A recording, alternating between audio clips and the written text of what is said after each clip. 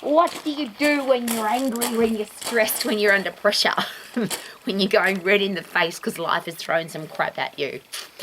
I like to come outside. Now, it's very rare for me to get that angry, but today I've had a really interesting experience where some people very close to me have been given some very bad medical advice and it's caused them some serious damage. Now, I'm going to pre-frame that with something else. The third biggest killer in the world right now is medical misdiagnosis. The third biggest killer in the world is when the doctor tells you something that isn't true or they give you the wrong medication and it kills you. So here's a great thing to consider. If you get medical advice of any kind for anything, could it be a really, really good idea to get a second opinion? Is it possible that medical professionals disagree? And of course the answer is yes. Now, I've been living on the planet a very long time. As an exercise professional, when I very first started and I was a young girl, 13 years of age, I just believed everything I heard. I believed the doctors and the exercise physiologists and the endocrinologists and the cardiologists and the orthopedic surgeons because I thought, well, they must all know because they're doctors. Really challenging, however, in my career path where one orthopedic surgeon says one thing and another orthopedic surgeon says something completely different. One cardiologist says take this medication and another cardiologist says if you take that medication you'll die early or that medication doesn't work at all. One psychologist says you should take this antidepressant medication and another psychologist will say that medication doesn't work. Who do you believe? And the challenge is if you believe one person and they're wrong, you could end up dead. I'm going to share it again. The third biggest killer in the world right now is medical misdiagnosis. People are dying because a doctor gives them the wrong advice. Now, are doctors bad people? I don't think so. I just think that we live in a world where there's lots of information and people pick and choose the information they take on board. And of course, some of that information is going to be wrong. But as a human being, if you want to stay alive and you want to be healthy and you want to live life to the max, as I say, could it be a really good idea? You live in your own body. You're not going to get another one. You can buy another house and you can buy another car to drive, but you can't buy another body to live in. So would it be a really good idea to learn about your own body? How does it work? Now, you don't have to become an endocrinologist or a cardiologist or an orthopedic surgeon or a psychologist, but if you ever have to end up in one of their offices, wouldn't it be a really good idea to have some intelligent questions to ask rather than just blindly listen? So my experience today has been an elite sports person who was given really interesting advice that they believed. It ended their sporting career, and unfortunately the information was wrong and they could have continued with their sporting career. I think that's really sad and I don't want that to happen to anybody. So if you live in a world where you're getting lots of advice and lots of information and we get bombarded every day from the government and medical professionals and social media on what's right and wrong about our own human body. I don't go to the doctor very often. I can't remember the last time I went, but every time I talk to a medical professional about somebody else's medical challenges and the times that I have been to a medical professional for myself, they've always said this to me, Rowie, how come you know so much? I've never been asked these kind of questions before. We wish people would ask us more of these questions because I challenge medical professionals. I don't just listen blindly.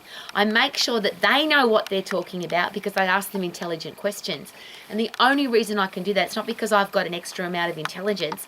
I'm just studying the human body every day. Number one, yes, I have a college that teaches people not just how to be healthy, fit and strong themselves, but how to give advice to other people on how to be healthy, fit and strong. So of course you've got to know your anatomy, you've got to know your physiology, you've got to know how the human body systems work together to make sure that the human body is healthy, fit and strong. Which means when I go to a medical professional, I never pretend I know anything. I just ask lots of questions. I don't just blindly listen. So if you are a sports person, you're getting advice from a sports physician. How about get a second opinion? How about know how your own body works so that when you have to compare second opinions, this is the opinion of one doctor, this is the opinion of another doctor. They're usually going to be opposing opinions because most doctors don't agree with each other.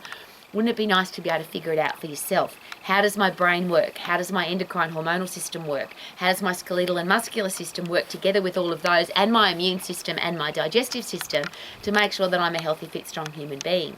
Please don't be one of the casualties, if not the deaths of, and I can't put it any other way, I'll say it again, the third biggest killer in the world right now is medical misdiagnosis, which means doctors get it wrong. So if you believe your doctor and they get it wrong, you are at risk.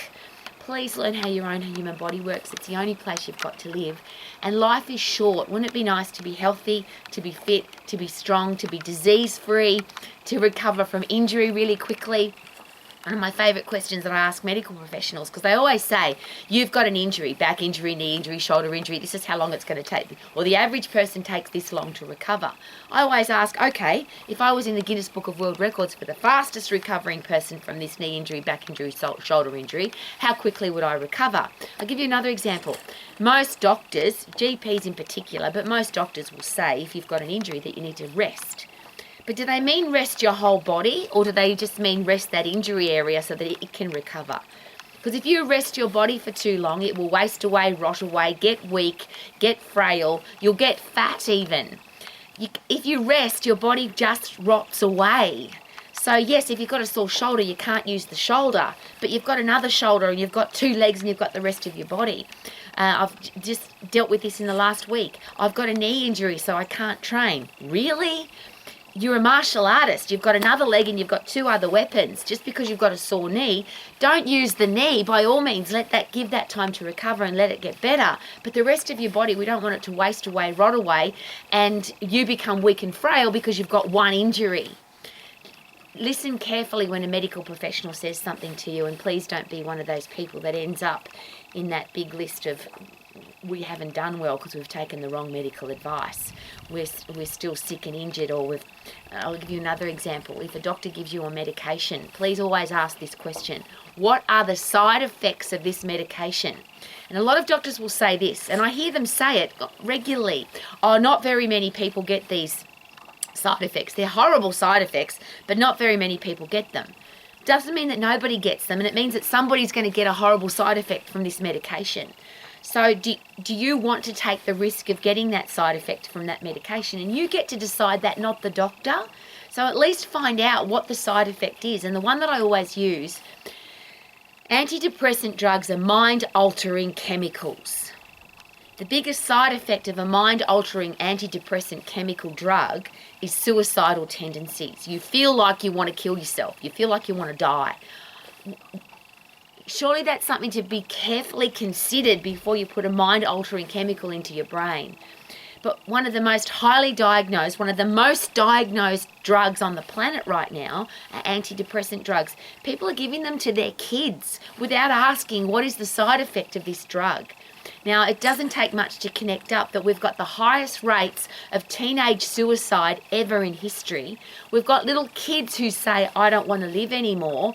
But we've also got the largest drug that's being prescribed is a mind-altering drug where the biggest side effect of that drug is suicidal tendencies.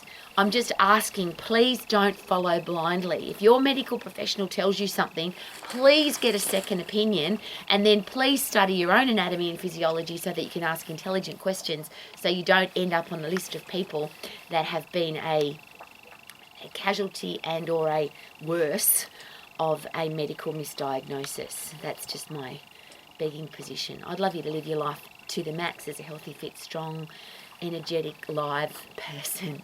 And I say this every day now. Be self-centered. Focus on how do I become strong, energetic, lean and fit, and stay that way for the rest of my life so I can live my life to the max. Super-duper-doo, how are you? Living my life to the max. Healthy, fit and strong. Woohoo!